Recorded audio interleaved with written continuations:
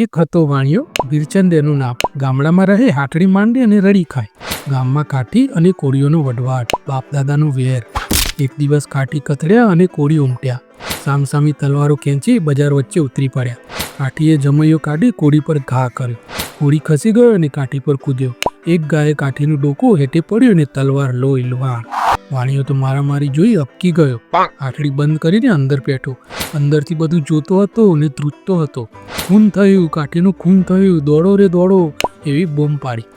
આમથી તેમથી સિપાહી સપરા દોડી આવ્યા. ગામ દણીને મૂકી પણ આવ્યા. બધા કહે, આ તો રગા કોળીનો ગા, બીજા કોઈની હામ નહીં. પણ કોર્ટ કચેરીનું કામ એટલે શાયદી વિના કેમ ચાલે?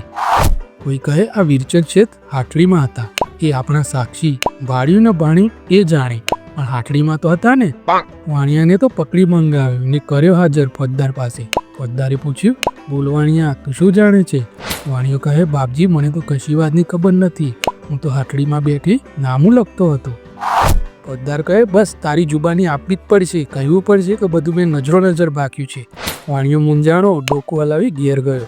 રાત પડી ગઈ પણ ઊંઘ ના આવે. આમ કહીશ તો કોળી સાથે વેર થશે અને આમ કહીશ તો કાઠી વાંસે પડશે. છેવટે વાણિયા મનમાં ને મનમાં કંઈક વિચાર કરી રાખ્યો. બીજા દિવસે કેસ ચાલ્યો.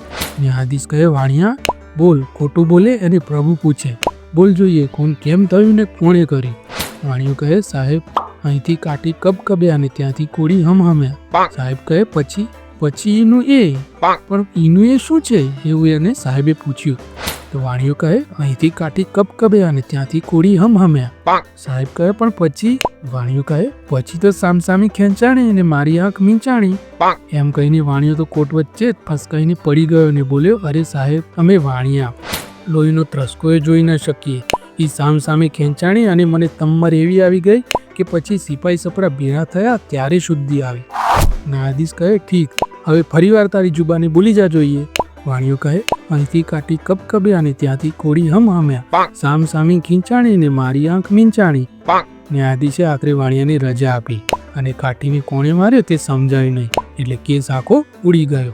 તો મિત્રો, વાર્તા સારી લાગે તો લાઈક કરજો, ચેનલને સબસ્ક્રાઈબ કરજો. મળીશું બીજા વિડીયોમાં. જય હિન્દ, જય ભારત, જય જય ગરવી ગુજરાત.